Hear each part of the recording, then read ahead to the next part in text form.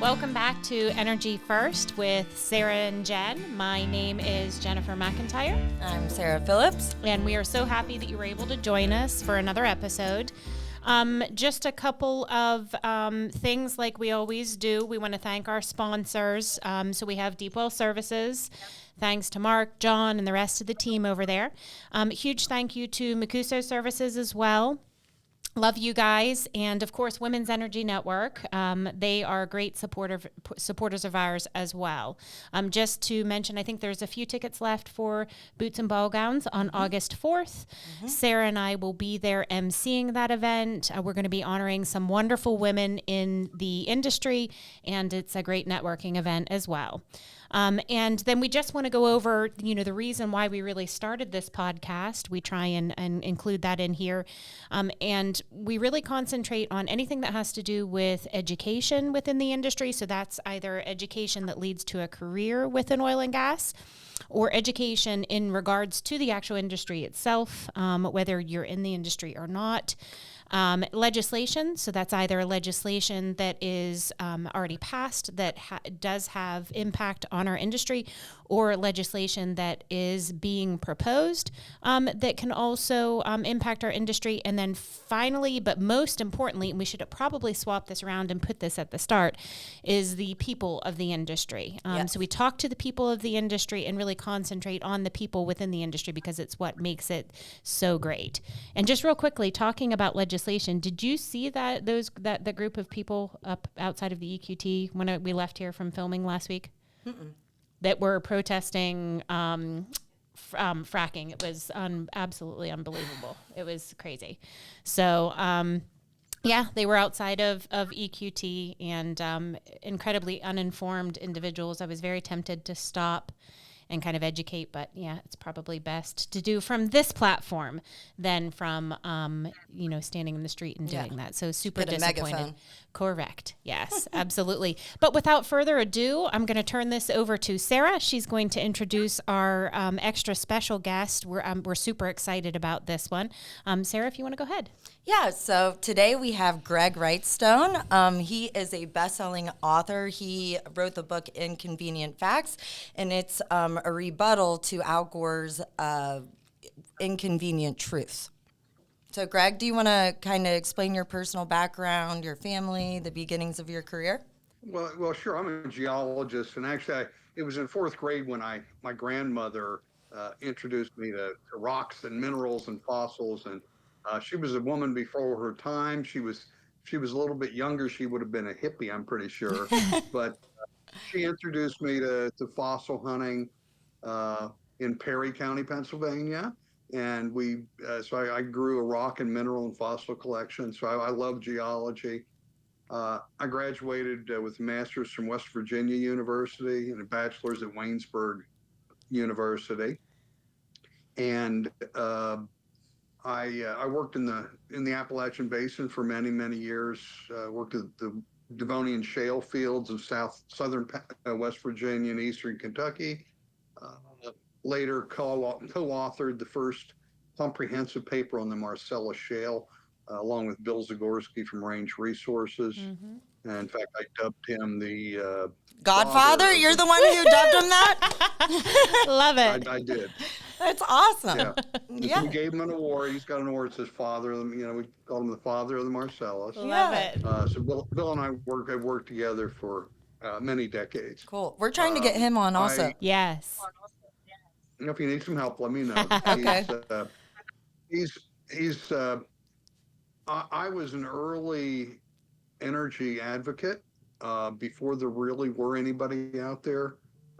Whenever the first protesters against Range, Hallowich, and the other original protesters of Flaming Wells at Dimick, I'm the only person that's ever debated Josh Fox, he of Gasland infamy, if you know the documentary Gasland. So I debated him in Frostburg, Maryland, in front of about 300 people in a large auditorium. Nobody there. There was one guy from Garrett County, Maryland, in a cowboy hat. I'll never forget it. And he was on my side. The other 299 were. Wow. But I kicked Josh Fox's butt, and he's Good. never uh, debated anybody ever since. Because I have the facts, the science, and data on my side. But it was a different era. This was back 2006, and there wasn't this vast network of people like you guys supporting us. I was kind of a lone wolf out there going against this. Well, we thank Um, you for kind of I've taking up since the charge even then, you know? Yeah, that was pretty courageous of Yeah, you to do absolutely. that. to stand in front of hundreds of people when they all hate you and you try and inform them. It takes, but I'm proud to have done that, and I took up the mantelpiece. I later was a founding partner of Mountaineer Keystone, also some early information with Gulf Keystone in the Middle East. But I really grabbed onto the climate change, and did some research for it starting in 2015 and 16. And it led to the publication of my first book, which is Inconvenient Facts. My research was really my own personal exploration for the truth. I knew that some of what we were being told about climate change was just incorrect. Primarily, this notion of ocean acidification. I knew that for sure was wrong. So I said, if they're lying to me about this, what else are they lying to me about? I took a deep dive. I said, I'm not going to trust anybody, because there's so much conflicting at that time information out there. And there still is, I think. We still need you advocating out there. Yeah. We are. But I didn't trust anybody. I said, I'm going to go back and look at the base data myself. And I looked at it. And what I found, frankly, alarmed me and angered me, because there was so many scientists and so many people that call themselves experts, people that we should trust. They had to have been lying. It's rampant, blatant disinformation is what I found. And we'll go through some of this. As a scientist, I believe in the scientific process. I believe there should be a robust debate. That's what science is all about. And instead, people like me and the other members of the CO2 coalition that I lead are silenced. And so now I've taken over. The book was published in 2017. It's been a #1 bestseller, off and on and off and on. Just 3 weeks ago, it was back to a #1 bestseller, and I have no idea why. But there's huge. So it's been a while, probably the most popular book on climate change, because I write it from a scientist, for the everyday non-scientist. Sure. But I read it it's written in a manner that non-scientists can understand. And so I'm in the very last stages of my second book, which celebrates the many benefits of modest warming and increased CO2. And we'll talk some about that today, about how just by every metric we look at, Earth's ecosystems are thriving and prospering. Humanity is benefiting from warming and more CO2. Which And is so this is counterproductive to what we're being told on a daily basis, right?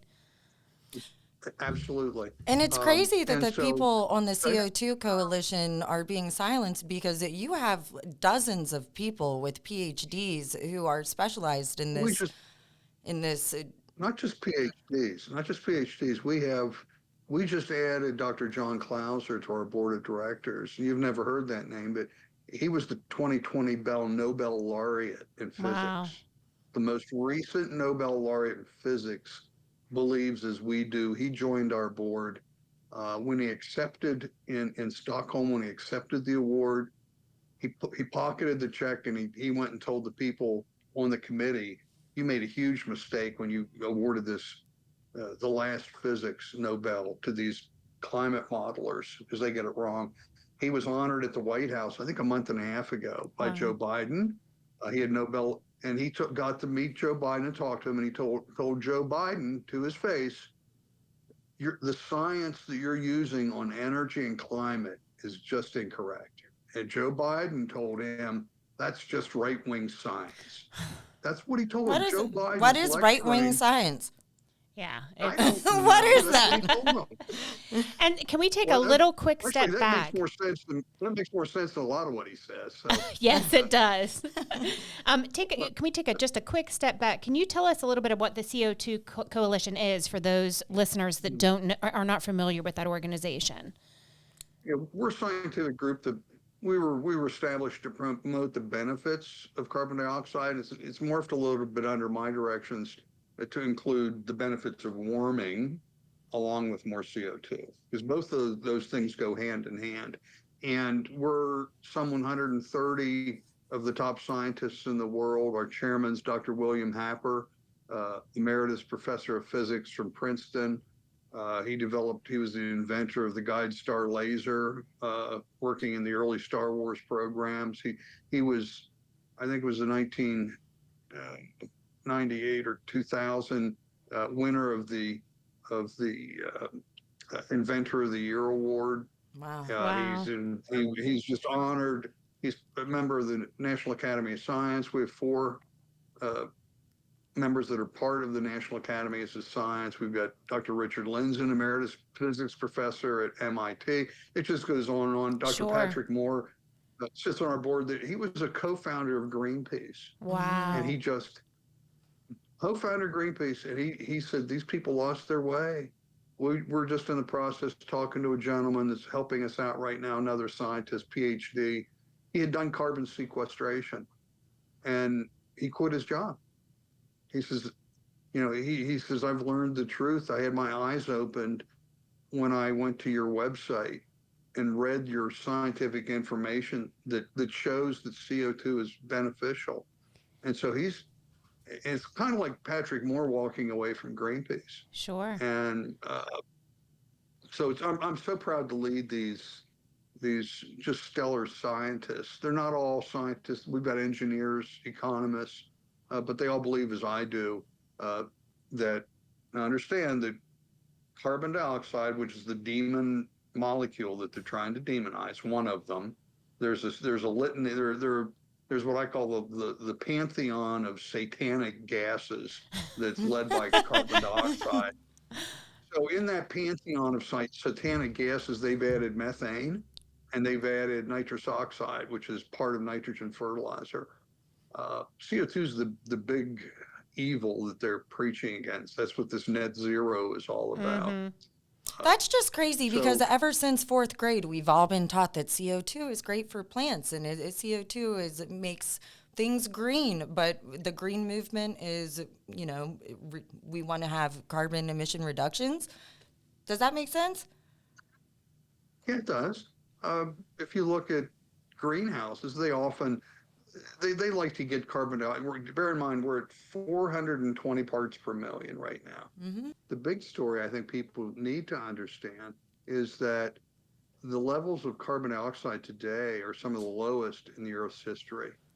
We've increased carbon dioxide by about 140 parts per million, but the average throughout Earth's history is about 2,600 parts per million. 6.5 times what it is now. And it's been like and 15 times what it is now, right? And life has thrived. Not quite 50. It looks like the max was around 8,000 parts per million. So that would be 20 times what it is today. Oh, wow. 18 times. And so it's still a lot. It's substantial, yeah. And, yeah, and also the crops that we rely on for our sustenance, they evolved at a time when CO2 was over 2,000 parts per million. So these plants arrived at a time with much, much higher CO2 levels. And so it's just hugely beneficial. CO2 levels have actually been, we're in actually a CO2 drought. We don't have too much CO2, we don't have enough. And so when I look at fossil fuels, and you may not have thought about it like this, but think about coal. Coal is formed from trees, for the most part, and plants that use photosynthesis. They use the sun, water, and carbon dioxide to grow, to die, and they fell in the swamps and they accumulate, and that's coal. So we use photosynthesis for all the coal as a result of sunlight, solar power. Think about oil and gas, the Marcellus Shale, the Utica Shale. Another shale you may never have heard of is the Burkett that I've written about. It's above the Marcellus. And all of these were accumulations of algal blooms for the most part. That's why this, if you talk about total organic carbon, about high organic rich shales, that's what we look for. Whenever I was doing exploration and doing early work, some of the seminal early work on the Marcellus shale, we're looking for this high organic content. That's because in a paper I wrote, I called it bloomin' algae. It was about why the Marcellus shale it's the largest natural gas reservoir in the world, and it was probably because there were dust storms, regular dust storms that swept across the old Marcellus seas, and that fueled algal blooms. And these were regular, so the algae would bloom, it would die, and fall to the bottom. It would bloom, it would die, and fall to the bottom. And that's probably because the mountain range to the east, the ancestral Appalachian Mountain, the prevailing winds were coming from the east. So as they went up across that mountain range, as you know, there's a rain shadow on the other side. Think of the Gobi Desert or the Atacama Desert in South America. And that's what we had here with very arid conditions, which generated these dust storms. And it was a perfect environment for the Marcellus shale to accumulate. And that's probably why this high silica content in the Marcellus is there, because of all this fine dust. Sure. So this is like nature's ancient solar, like pre-packaged fuel for us right now. Well, I call it a natural solar battery. Oil and gas, the Marcellus shale is a natural solar battery. And so, because the algal blooms use photosynthesis. These are photosynthesis driven phytoplankton and algae. So the coal, oil and gas, the original source rocks, were all sourced from this. So we're actually just liberating. Think about what we're doing now. We're liberating that carbon that's been sequestered naturally in these reservoirs. And so what we're doing is bringing carbon dioxide levels on Earth. We're in a deficit, as we talked about, with carbon dioxide. So we're liberating all this carbon that was locked up for millions of years. So we're bringing CO2 levels back up to near. We're at suboptimal levels for plant growth right now. So we're getting a little bit closer to better crop growth levels, and we should celebrate that. Yeah, CO2 has been declining for millions of years now, right? And in maybe a couple more million years, we're going to be below the CO2 level to where plants can thrive. Is that correct? Not in without us liberating the CO2, that may have been the case. At the end of the last ice age, we got to the lowest CO2 levels on Earth. It was 182 parts per million, and it was near a climate catastrophe because at 150 parts per million, plant life can't survive. If plant life can't survive, we got a problem. We can't survive. Right. We can't. No higher forms of life can survive. And we nearly got there at the end of the last ice age. What happens is CO2 levels are driven by temperature increases, not the other way around. You're being told carbon dioxide is driving temperature increases. Looking over hundreds of thousands of years, that's not the case. What we see is whenever Earth, it's really the oceans, when they warmed up, warming oceans expel CO2. Cooling oceans suck up CO2. It's kind of like if you have a liter jar of ginger ale and you pull it out of the refrigerator. When it's cold, it just goes, that's about it. Put that liter jar now in the afternoon out on your picnic table in the sunlight, and then let it sit there and let it open it up, and it'll be like a volcano. Yeah. And that's because the CO2 in that ginger ale is being expelled. And so warming oceans expel, cooling oceans absorb. So the temperature changes and then the CO2 changes is what we've seen through time. But the recent increase in carbon dioxide that we've seen from from 280 parts per million to 420, it's mainly from the burning of fossil fuels. It just is. But it's not assumption necessarily a that bad manufacturers. thing. Oh, it's a very good thing. Yeah. It's a very, very good thing. We document that. We just had an article, a paper that was written by Dr. Indur Goklani. It was the title was, I believe, "Fossil Fuels Are the Greenest Energy Source," and he went through and documents all the benefits. And when we take a look at, we're told all these disaster tales that just aren't so. We look at, for example, natural disasters.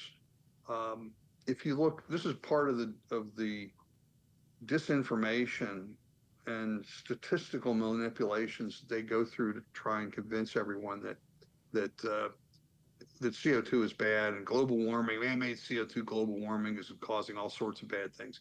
So the UN issued a report last year and stated that natural disasters had increased fivefold since 1980. Okay, and my alarm bells started going off when I heard that. I said, wait a minute. And I went back and looked at the actual data. And what they did show was a fivefold increase between 1980 and the year 2000. But then from the year 2000 till now, there had been a 10% decline. Oh, so it's like anecdotal. Okay. Yeah. Mm-hmm. No. It was and again, they were labeled as reported natural disasters. So that 1980 to the year 2000, they were building out all of their stations around the world. So every year they were adding more stations, so they were gathering more data. Sure. They were reporting more natural disasters. And I actually contacted Regina Below, their head of their data section. I said, this looks like it's a reporting issue. And she actually, I've got it in my book this year, I'll be publishing. And she confirmed through an email that yes, it's a reporting issue, not actual disasters. See, now, But oh, sorry. the UN report said it was a fivefold increase. So I saw on your app, so you don't only have a book, you also have an associated app called Inconvenient Facts, and it says that 97% of scientists actually agree with your stance, but I don't understand if 97% of scientists agree with you, and they should because it's the science, truth. right? Yep. Then why is our knowledge system, why are we being told all over the place that we need to make the planet green and worry about CO2? Well, let's clarify that 97% of the scientists don't agree with me. They agree with me that number one, CO2 is a greenhouse gas, and number two, it causes some warming. All right. Oh, okay. I agree with both of those. Okay, that's what they agree with. Most it's hard to find many people that would disagree with that. But what we hear is this 97% consensus of people that are the claim that man-made global warming is catastrophic and the warming is all us, and it's just not. It's mainly natural and it's mainly beneficial. In fact, it's hard to find if CO2 isn't causing unprecedented and harmful warming. Show me one bad thing about CO2. There just isn't. Even OSHA, we're at 420. OSHA sets a limit of, I believe, 5,000 parts per million. So why do you if you're think wearing a mainstream media says that we're going through a climate crisis right now? Well, they've never heard the information I provide. They're silencing me, and Jen, you are just as qualified as I am. What you're doing is you're telling me, you're asking me, why are they lying to us? Isn't that really the question you're asking? Mm-hmm. And you, both of you and everyone watching this is just as qualified as I am to say why they're doing it. As a scientist, I can tell you, here's what they're telling you, and here's what the facts and the science tell us. And so I can't see inside men's and women's souls to see their motivation. Is it funding? Is it control? Is it they want to bring down Western society, which is going to happen if they continue with this, Right, and capitalism? Yeah. I don't know what it is, but I can tell you they are lying to you about so many of these things. And it's my job to point that out. And we do that. It's actually fun and easy to do. If people just don't research, they don't go through and look the behind the scenes story, like the Canadian fires we just saw. Nobody really knows. We can talk a little bit about that if you like right now. These aren't really Absolutely. forest fires. So these are 2.5 million hectares of Canada burns every year on average. Some years there's a lot, which looks like this year. Other years very little. But the recent smoke we had here, they were blaming it on climate change. Everybody was. It was climate change driven. Well, 2020 was a historically low area burned in Canada. 2022 was nearly that. So last year was one of the lowest years they have on record, and there were records that they show go back to 1980. So it doesn't. These aren't really long-term data, but 1980, 40 years of data is enough to show that it varies greatly. And this year it might be 4 or 5 million hectares that'll burn, but there are other years that we had similar. And these fires happen every year. And if you go to the Canadian Forest Service on their website, the second paragraph down on their main homepage, they state fires are just as beneficial to a healthy Canadian forest I'm glad you're sitting down, as are water and sunlight are just as beneficial as fire.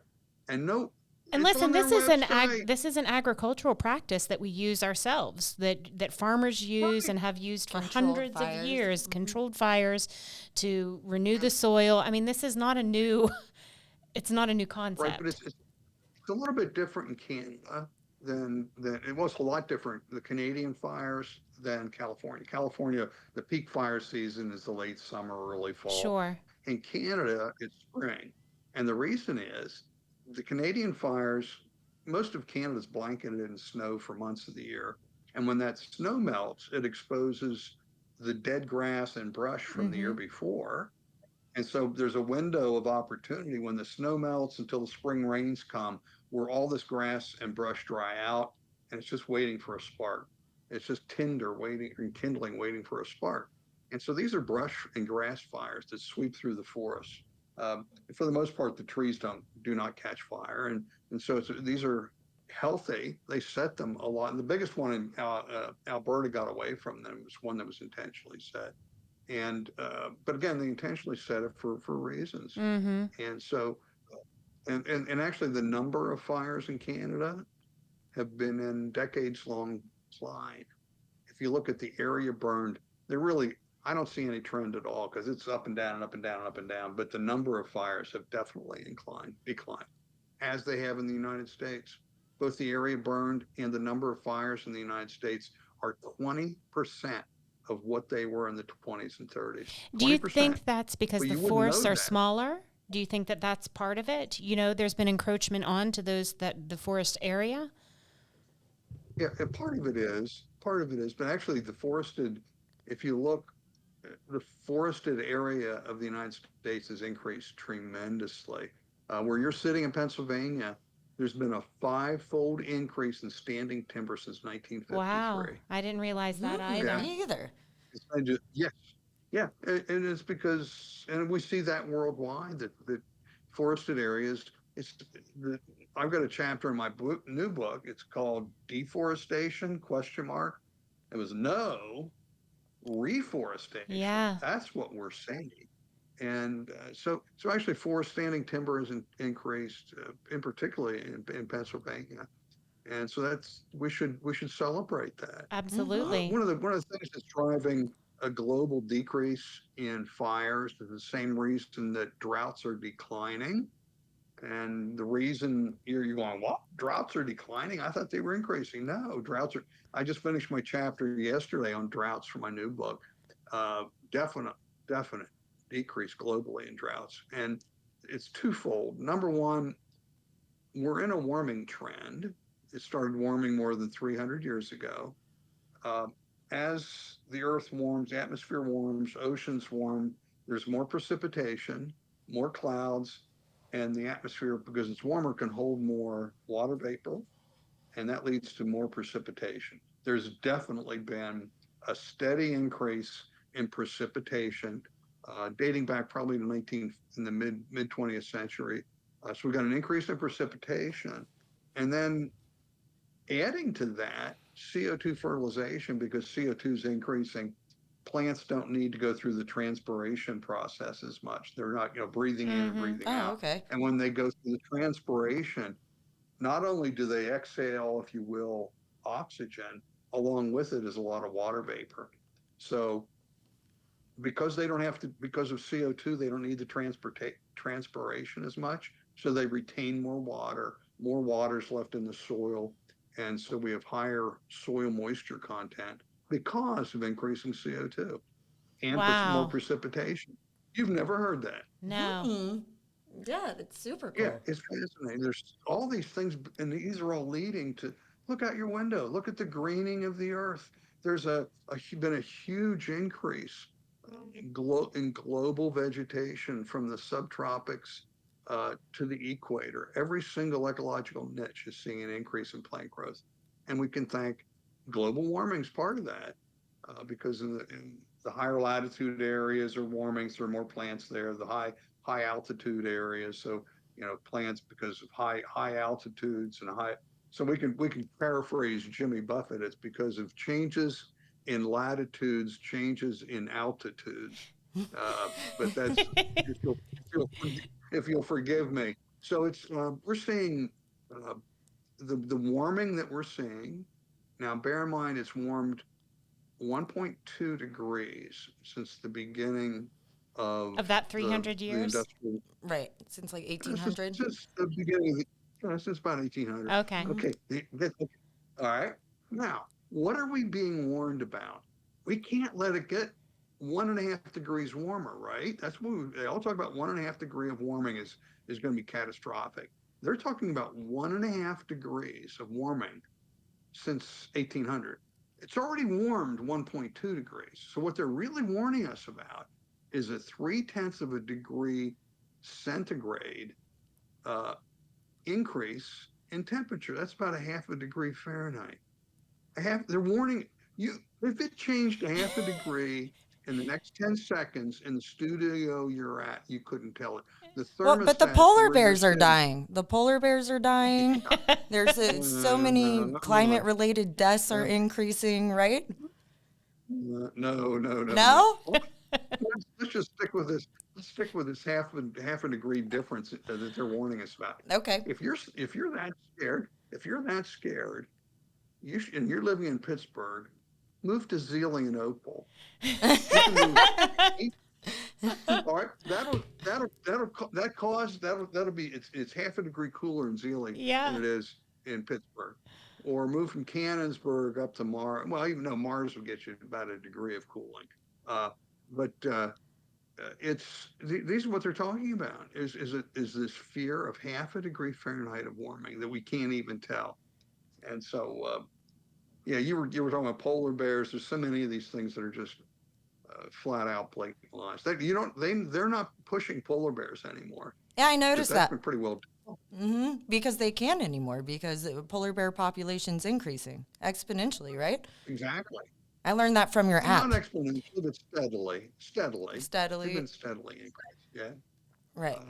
There may soon be too many polar bears because you don't want to go out of your home at night if you're up in where it is in Alaska. Yeah. And They're aggressive. it's they're not. Yeah, they don't play well with others. And they're If you're cute not though. another polar Your bear. app is amazing. I downloaded it recently, and if we had your permission, I would like to include the information about the app at the end of the podcast for everybody, just because I think it's a very easily Condensed. accessible, condensed kind of version for the average person who is wanting to take the time, like our lovely people that were standing on the street corner outside of EQT, to kind of do a little bit more personal research, right? And there's like a lot of supporting graphs and charts. And Yeah, it's amazing. The display, like I think there are 60 facts on there. Yeah. Yeah, if you anyone listening can just go to either the Google Play Store or the App Store, search for Inconvenient Facts. I think it's been downloaded like 180,000 times already. That's crazy. It's a lot of people. I rolled it out on the Glenn Beck show with Glenn, and he loves the app. And 2 days later, Apple removed it from the App Store. Are you kidding me? What? I'm not surprised. Yeah, Wow. yeah. They said it lacked compelling content and that it didn't utilize features of the iPhone. I said, I went and I looked for other climate change apps. Most of them look like failed middle school science fair Oh, projects. yours is And very this professional. is state of the art. Yeah. And so we blew that up. I was the Daily Signal, wrote it up the next day. I'm friends with people there. I was on Laura Ingraham that night. And that really, when they took down my app, the publicity for me and the book and the app, mainly the book, just Well, skyrocketed. Yeah, thank you, thank God for Apple. you. Yeah. Good job, Apple. But that's a testament to how valuable Oh. your information is, Yes. is that people are threatened by, you spreading the truth. But it's also, it's scary to think that people are taking this down, the powers that be. Why? We put it back up. It got back up. My app developer says, Greg, I think I know what we need to do to get it back. I said, don't you dare. We're going to milk this thing for everything it's got. And so we did. And I mean, we got a lot of traffic. We finally got it back up, and that's why you can get it. Um, I've been banned permanently on LinkedIn. Oh my So gosh. I've been off for a year. They started removing every post I put up. I'm posting science, from NASA, from NOAA, scientific data. They were taking everything down, calling it false and misleading. So my very last post, this is funny, is my very last post. I said, I think LinkedIn's about to ban and deplatform me. They removed that, called it false and misleading, and then they banned and deplatformed me. Of course they Now, that's did. funny. You asked him to. Yeah. You told him to. So, Very powerful man. and we've got an educational program too. That the website will be maybe this week. It's CO2 Learning Center .com. It may be up now. I don't know today, but we're very close, very proud of that. This is a scientific educational site for children. It's for homeschoolers, wow. for charter schools. We've got lesson plans that were completed by Dr. Sharon Camp, PhD in analytic chemistry. She's an AP science teacher and reader, and she did our lesson plans to go along. We have 3 books right now. We've got 4 videos. You can go to the YouTube. CO2 Learning Center is the YouTube videos. These are marvelous. I hired a Brazilian artist. The books are done manga style. Videos are anime. Very cool. Kids just love them. And we're teaching them science. We've got the first book is on the benefits of carbon dioxide. And the second book is called Simon the Solar Powered Cat. It's about photosynthesis. And the third one's on recycling. And really the takeaway from that is that the greatest recycler of all is the earth, because it's recycling everything. And so we're teaching kids science without climate alarmism. And that's wonderful because I guess there are surveys that have been conducted that say that over 50% of kids are terrified of this climate crisis. So that's wonderful that you're easing their tension. We got a booth and exhibited in March at the National Science Teaching Association annual convention, 14,000 people. We had a double booth. I had with me Dr. Sharon Camp, Dr. Rafaela Nascimento, PhD in chemistry, brilliant, another PhD, all 3 women, young, and they're part of the CO2 coalition. They kicked us out. They came down, the chief operating officer and his right-hand man and 3 security guards show up. And they said, you have to remove your material. And I said, well, we're not going to do that. Because one of the publications, we were tweaking. I was sticking my finger in there because we published an article, a paper on, it said challenging the NSTA's position on climate change. And we detailed everything they got wrong in this paper using science, facts, and data. They said, you have to remove this. I said, we're not going to do that. They said, you're going to have to get out there. I said, so you're kicking us out of the teaching association. That's right. And they kicked us out. Wow. So we packed up and got out. And because we called them out, because what they are doing is promoting groupthink and indoctrination of our children.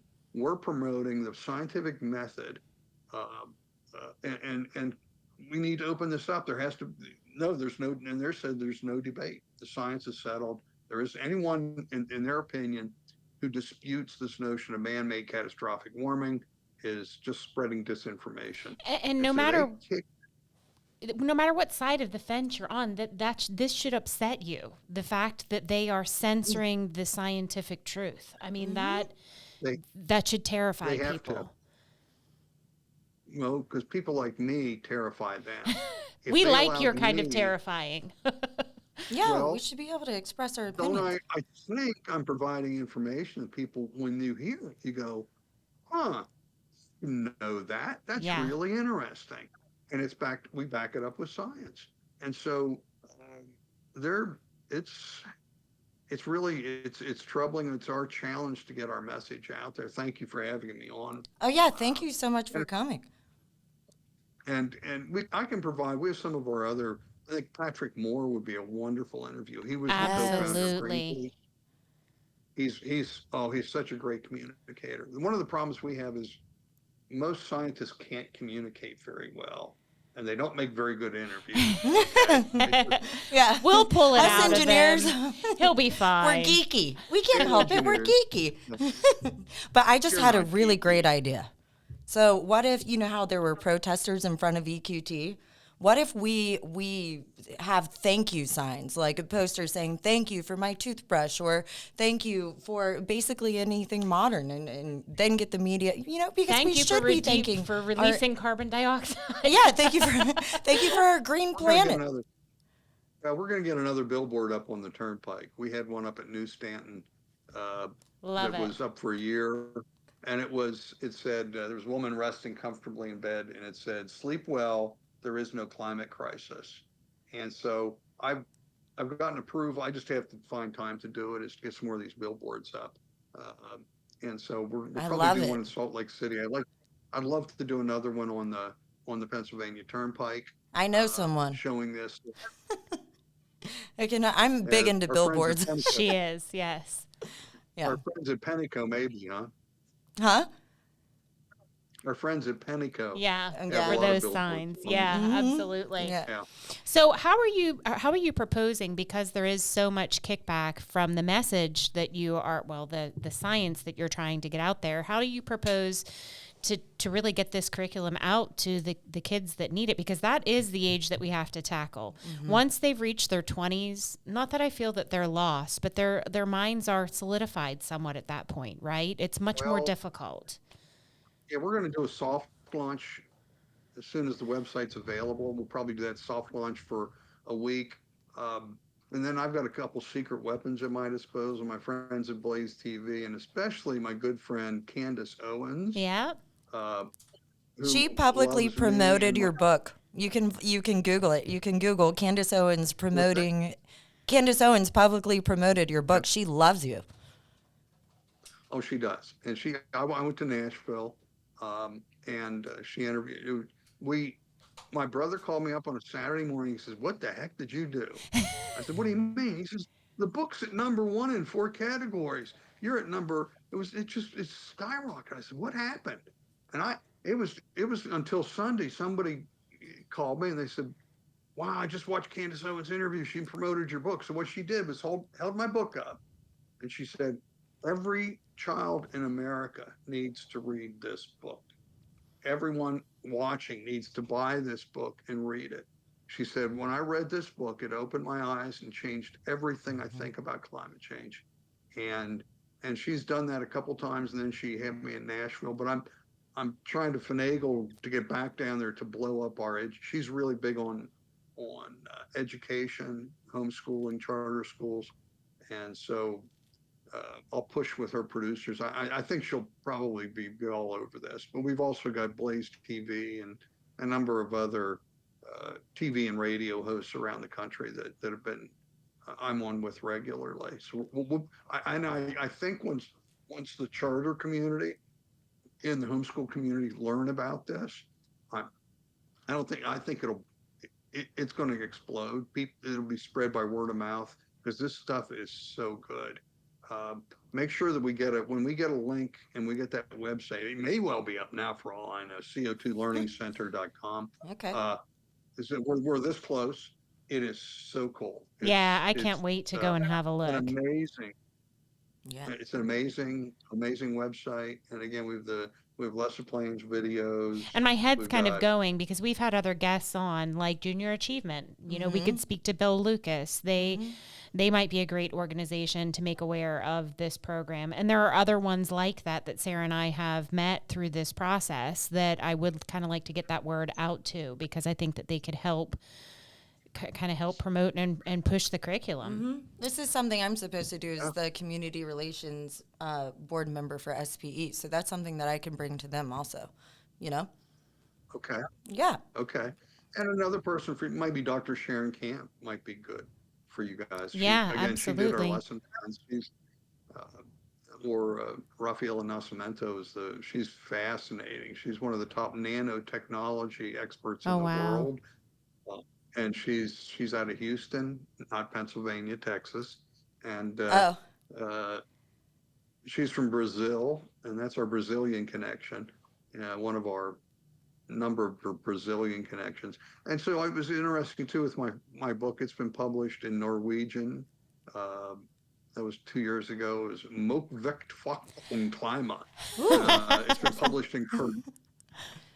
published in Korean. The Portuguese version for Brazil is underway right now. So we're going worldwide. And then I'll be having my second book, is A Very Convenient Warming, which I just exposed for the first time in the name. Wow. When are you We're planning on? honored. I know, absolutely. When is we're that? This close, I'm this close to having it done. I've got, it's fascinating. I've got a whole section on the relationship between human history and climate history. Yes, There's a let's talk strong about that. relationship. Yeah, can we talk about there's that a little bit? It's one of my. I won't be able to stop. You got another hour to do. There's a strong relationship between the rise and fall of temperature and the rise and fall of civilizations. If you look back to the first great civilizations that rose up during what was called the Minoan warm period, it was the Bronze Age. So we had the Mycenaean culture, the Hittites, the Babylonians, the Assyrians, the Harappan in the Indus River Valley. First great Chinese empires rose up, all during this really warm period. And then it started getting cold. And they all collapsed within about 100 years because the temperature dropped, crops failed, famine set in. So we had crop failure, famine, pestilence, and mass depopulation. It was called the Late Bronze Age collapse. It was definitely related to climate change, and not because it got too hot. It's because it was cooling. And so each of these warm periods, the Roman warm period and the medieval warm period, were associated with hugely beneficial results to humanity. Food was bountiful, people prospered, life was good. Each of the cold periods, they go by the names of the Greek Dark Ages, the Dark Ages, That's and the just Little Ice Age. crazy to kind They of were just think about horrific. that. It's just things were really bad. The most recent one was the Little Ice Age. It just the warming we're seeing right now is thankfully bringing us out of the horrific cold of the Little Ice Age. But that was a period from about 1250 to 1850, coldest temperatures of the last 10,000 years. And so the warming we're seeing now is really just a return to the beneficial warming and the temperatures of what it was before. Wow. So history tells us we should celebrate the warmth and fear the cold. Yeah. Absolutely. And I saw in the app. So we kind of talked about this yesterday, and you told me that my thought wasn't right. But anyway, these warm stages last anywhere from 10 to 15,000 years. Is that right? And we're at 11. Not this. What you're talking about are the interglacial periods between the glacial advances, and so they're 10 or 11,000 years. So we're about 10,000 years into it. So we're closer. But these warming periods I'm talking about before are within that 10,000 year period. Oh, okay, got it. So, right. So we're 10,000. This is called an interglacial warming period, thankfully. The other thing, if you look at 15,000 years ago, the glaciers were still had advanced across the world and locked up huge amounts of water. And so water levels actually dropped 400 feet at that time. And so this is really interesting. We're being warned that all these island nations like the Maldives and Tuvalu are going to be underwater within 30 years, or take, for whatever it is, 10 years, they're going to be underwater. Well, think about this. The Maldives are the most at-risk island chain identified by the United Nations. So it's about the peak is 14 feet above sea level. 15,000 years ago, the Maldives were also about 15 feet above sea level. Since that time, sea level has risen 400 feet. Why aren't they underwater now? I'll tell you why. It's a geologic process known as accretion. These islands, as sea level rises, the islands actually grow. It's the foreshore geologic material. During storms, they wash this foreshore eroded material washes up on the islands, and the islands grow. So what they're telling you, think about this. They're telling you that the Maldives, it's survived 400 feet of global sea level rise, but the next 7 inches, which is what is going to be by 2100, 7 inches a year, 400 feet they survive, but the next 7 inches is going to put them underwater. It's the same as that. Does that make sense to you? 0.3 of a degree that they're telling is going to kill us all, right? It's the same concept. Right. Mm-hmm. Right. Nobody knows that. They're nobody knows these. And the other thing, let's talk about the Maldives. Most at-risk island nation. There are 14 resort complexes being built in the Maldives, 3 airports. Think of the many, many tens of millions of dollars that are being spent by these multinational companies, funded by equity companies, and insured by multinational insurance companies. Why would insurance companies who avoid risk like the plague, why would they insure all these tens of millions of dollars of construction out there if it's going to be underwater in a couple of decades? They wouldn't. That's the answer. They wouldn't. Yeah. Because they know the truth. Right. If you want to know the truth, you follow the money, right? Yep. Yeah, absolutely. Or Or you read inconvenient facts, and then you're following the truth, right?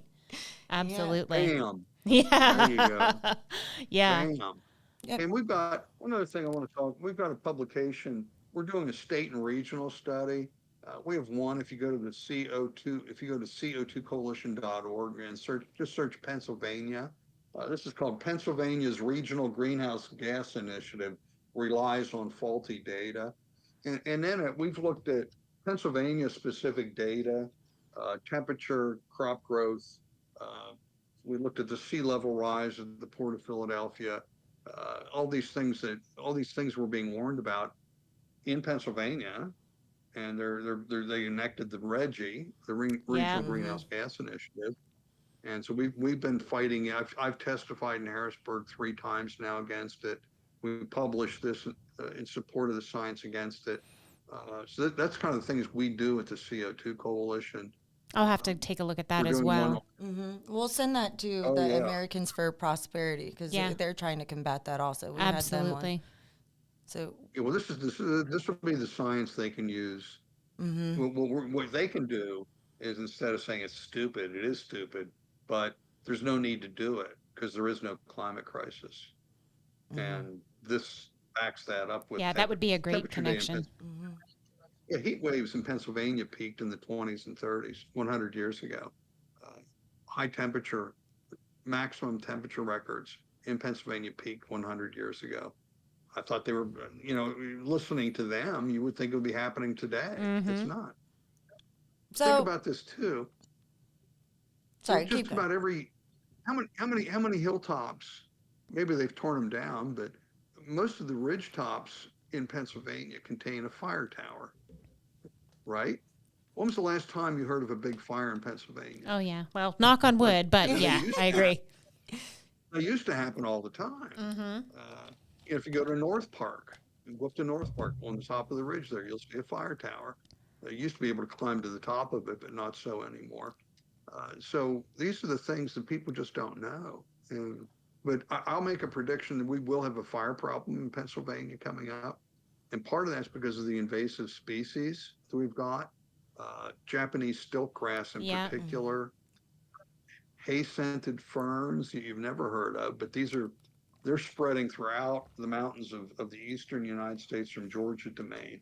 And it's when we have the next good drought, well, okay, there's never a good drought, but the next big drought, these things are going to dry out and it'll be a lot of grass fires that spring up. Because we haven't had a good drought, but again, not good, a big drought in Pennsylvania for quite a while. So droughts So you heard it historically, here first. droughts historically have been the number one natural disaster death cause of humans. Gosh, You got there. you know what I mean. Right. But so have are deaths caused by natural disasters going up? Question. The answer is absolutely not. If we look at climate change or severe weather-related deaths, they've been on more than 90% decline over the last 100 years, and they're going down. And if we look at temperature-related deaths, the largest study of its kind was Antonio Gasparini, looked at 74 million temperature-related deaths, and he concluded that 20 times as many people died due to cold as due to heat. Absolutely. Another one, Vardalucas, another large study, he concluded it was 15 times died due to cold as to heat. So we could conclude quite confidently that global warming will save lives. Right, as we And just saw we- in Europe this year, right? They had a mild winter. Yeah, absolutely. Yeah. And you're combating extreme prices for your gas, and people can't afford it. So yes, absolutely, people survived because of that increase in temperature. Mhm. Right, so it's like a 98% decrease, I read. So that's due to global warming? Well, no, it's primarily, I don't even like well, the term global warming. That seems like to be like a negative term. I mean, from listening to our conversation, it's actually just a return to the norm, right? yeah, I much prefer global warming to climate change Oh yeah, that's because true. climate change covers every sin you can imagine, where global warming is really what they're warning us about, isn't it? They're Yeah. warning us about unusual and unprecedented warming that hasn't been seen in thousands of years. When in fact we can look back and say that, we know that the medieval warm period was warmer than today. The Vikings were growing barley on Greenland. You can't grow that now. The Romans were growing citrus in the north of England. Yeah. You can't do that today. Absolutely. During the Roman warm period, the Minoan warm period, they were growing a crop called millet, which is found in subtropical areas. In Scandinavia, they were growing that in Denmark and Scandinavia, and so it had to have been a lot warmer. Just looking at that historical data, which is again, I like looking at this historical data. Absolutely. I mean, I think it's completely necessary. Yeah. Yeah, for sure.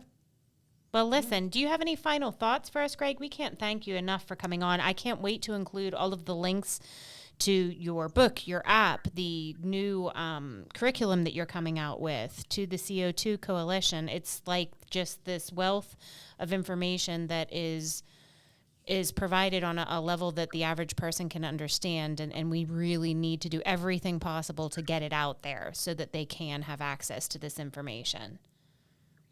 And that's our challenge, isn't it? Yes. And that's our challenge. But you guys are blessed in that, like I say, it was tough for me back in 2006 because there was not that support group out there. Yeah. You carved the path. Well, it was me and others, but yeah, I ran a statewide political group at the time. It was called the Pennsylvania Coalition for Responsible Government, and it was with that many thousands of members, and we were very active and effective. And then we were targeted by Lois Lerner and the IRS, and things went south. So, Of course you were. Yeah. Sure. Uh-huh. But thank you so much for having me, and Thanks for allowing coming me on. Thank you so much. We will follow up and get all of those links for our listeners. Just super important to take the time to actually review these facts and learn the actual truth behind what you're being told, or the false information that you're being told. We want to thank you, Greg, for coming on, and this has been another episode of Energy First with Jen McIntyre, Sarah Phillips, and we'll see you next time.